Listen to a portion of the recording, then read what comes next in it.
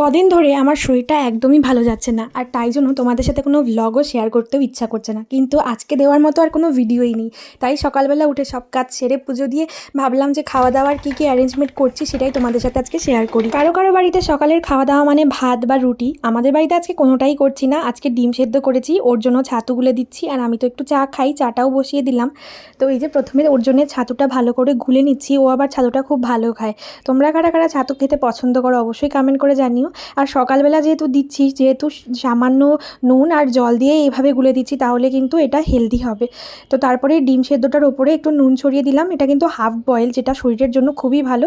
আর একটা dry cake দিলাম, দিয়ে এবার এটা ওকে খেতে দিয়ে আসি। তোমরা যারা আমার ভিডিও দেখো জানো আমি দুধ চা খেতে খুবই পছন্দ করি, তবে সেটা শীতকালেই। আমি আমার শরীর বুঝেই চাটা খাই, তো আমার শরীর এখন দুধ চা পারমিট করবে না, এখন আমি গ্রিন টিই খাবো।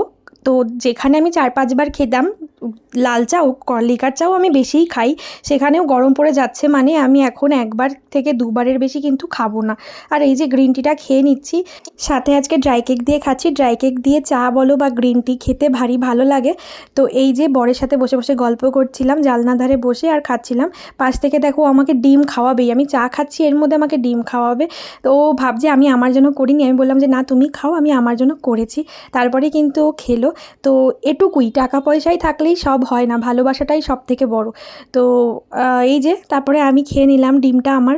তারপরে 2-3 দিন ধরে না আমি একদমই ভাত খেতে পারছিলাম না, যেহেতু গরম পড়ছে। তো ওকে আমি কালকে বলছিলাম একটু কচুরলতি হলে মনে হয় দুটো ভাত খেতে পারতাম। ভোরবেলা উঠে গেছে বাজারে, আজকে যেহেতু অফিস ছিল না ওর, তো গিয়ে কচুরলতি চিংড়ি মাছ নিয়ে এসছে। কচুরলতি মানেই তো চিংড়ি মাছ, আজকে দুপুরবেলা এটাকেই রান্না করব। তো চলো।